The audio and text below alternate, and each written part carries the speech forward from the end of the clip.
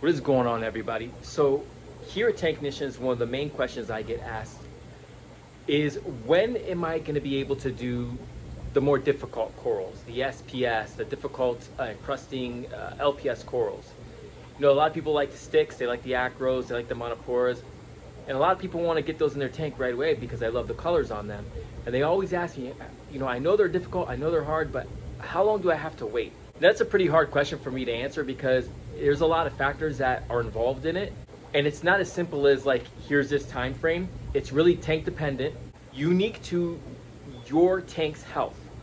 So it really depends how well your tank is coming along. Are you keeping it stable? Are you on top of your tank husbandry? Have you been over the brown algae, the green algae?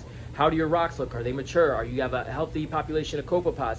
There's certain signs that I'm looking for before I give the customer the green light. And before I do that, I always like to put a sample coral in there. So I'll find a really durable strain of Acropora or a durable Monopora that's cheap. That's about, you know, 10, 20 bucks I can find a frag for.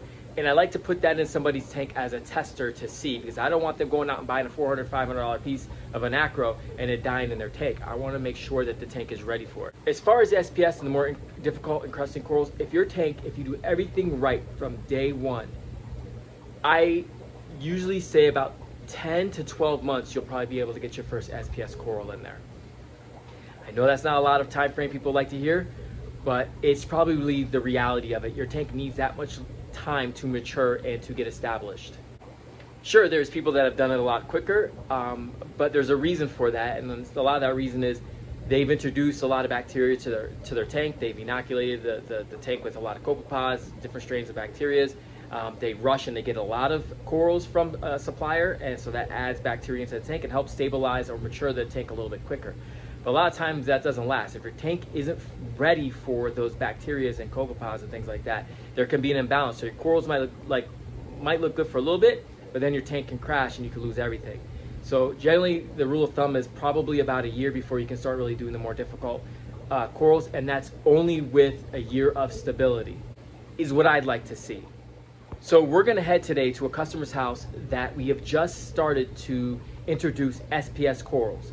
Now, we started off first with the encrusting LPS corals, and that's kind of a sure sign to me that the tank is on its way to being ready for the more difficult corals. There's stages to these things, you know. So we just put in a frag of Monopora setosa not too long ago, and I went last visit and I saw that it was still doing really good, still kept its color, the polyps are out. So now I'm starting to put a bunch of little cheaper frags in there of Acropora, and we're gonna see how those do. And I took a video because I want to share with you the process of how I came to put corals in this aquarium and why I feel it's ready. So check it out. So as we are here at the customer's tank, I want to give you a bit of a tour and show you what corals we have in here. Now, it's taken us a while to get this tank stabilized and up to par, and to get it to the point where I feel confident in being able to have more difficult corals in the aquarium. Now, originally we started off this tank with, you know, there's tiers to this. You start off with softies, you start off with corals that are probably a little bit easier to take care of. So zoanthids, pallies, Kenya trees, toadstools, things like that. And then once you start seeing that those are doing good, mushroom corals, that beautiful jawbreaker right there. Once you see these corals start doing good and even multiplying like this jawbreaker is doing, it's actually grown a baby on the side. Then I get a little bit more confident knowing that, okay, now I think we're ready for the next level, which would be introductory LPS corals, which would be your frog spawns, your hammer corals, and things like that. I'm also checking for stability. You know, I'm making sure my nitrates are where the tank has decided they're going to be. And what I mean by that is a lot of times when you first start a tank, your nitrates will be non-existent, your phosphate might be non-existent, and then they, you know, a month later, all of a sudden, as you add fish and other things, it shoots up, and then you're looking at very high nitrate and very high phosphate. And somewhere along the path, you learn to kind of like, the tank kind of settles in, and you get a nitrate and phosphate level that the tank kind of seems to be used to or has settled on. And in this particular case, this is probably about 1 or 2 nitrate and phosphate about 0.04, 0.06 or something like that. So once I realized that the nitrate and the phosphate levels were staying the same, I started introducing the LPS coral to the tank, and that was, like I said, the Euphilia corals and acans and things like that. They're a little bit more hardy. Torch corals and they all look great. They're all looking amazing. They're big, their polyps are out. And I did that, and I let them sit in the tank for a bit. This whole time I was also inoculating the tank with beneficial bacteria. I was also observing that there's been a good amount of coralline algae growth on these rocks. A lot of purple showing up. This let me know that the rocks are actually starting to get mature, and the coralline algae is starting to settle and take over. So I'm less worried about hair algae and things like that popping up if I keep my parameters stable. And then I went from those introductory LPS corals to just a little more difficult corals, like small blastomosos. The acans in this tank look amazing. See how big those look? That's a sign of a tank that's healthy, the big old acans.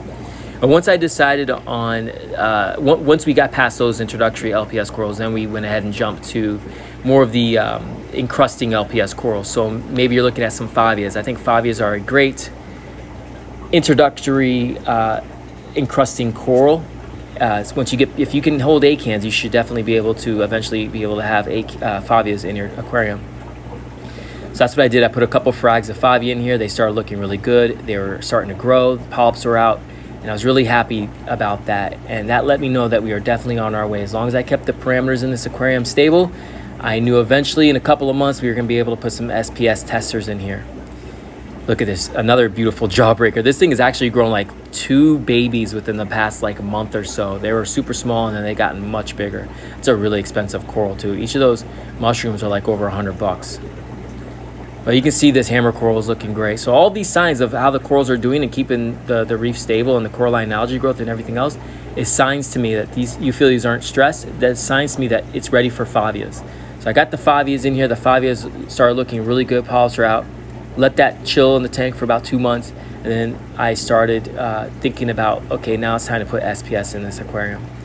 And the first frags of SPS I put in this aquarium were a acropora right here, an aquacultured acropora that's really hardy form of acropora that we had at the shop, and beautiful color on it, blue.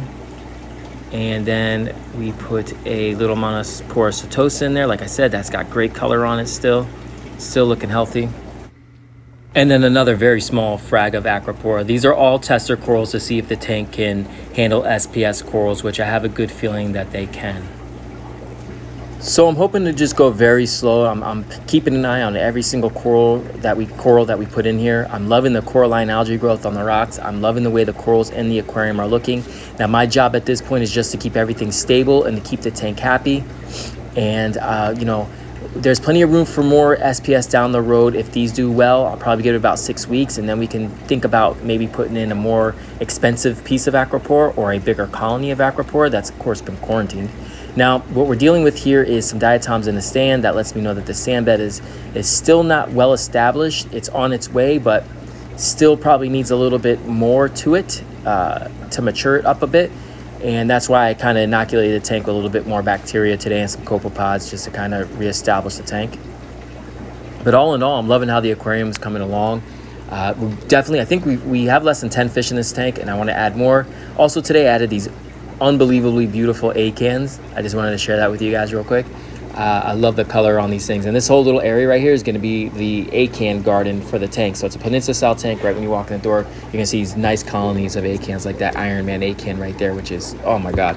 I saved a piece of that for myself too, because that's probably one of my favorite acans that I have ever seen. I love the colors on it. But got a blasto that's looking healthy. That was actually dying off, but it's taking a turn for the better, and it's looking great. It's starting to grow. And another blasto over on the side, and you can see there's a little baby head on the base there. But right now I'm just I'm taking my time. I'm not trying to rush. We're gonna see how these corals do. And oh, the little cucumber, look at this little cucumber. I put him in it. Now this is not a sand cucumber. This is more, it likes to stay on the rocks, so it'll clean up the rocks for us. But all in all, I love the way the tank's coming along. I think the important thing here is patience. And I want to be able to add, I want this tank to look amazing, so it's important that we take our time. I'm going to continue to inoculate and put beneficial bacteria in here. It doesn't have that many fish. We still got to put a lot more fish in this aquarium. I think that's going to help out. Oh, that favia is beautiful. Look at that thing. Polyps are already out. So I feel really good about this, and We're gonna continue to work to keep it stable. Gonna add more fish to the tank, which I also think help the corals as well, so looking good. So that's just been our approach with this particular aquarium. Every tank is different, every setup is different. There's no two tanks that are the same. Just wanted to share that with you guys. I'd love to hear down from you guys in the comments about when did you know it was the right time to put SPS in a tank. I'm gonna continue to do videos like this and document videos like this because I think it's important. And hopefully down the road we can do a more in-depth video about this topic. And if you want to add to the conversation, like I said, I'd love to hear it. There's also another aquarium that I'm going to today that I want to share with you guys. It's a little 45-gallon corner tank.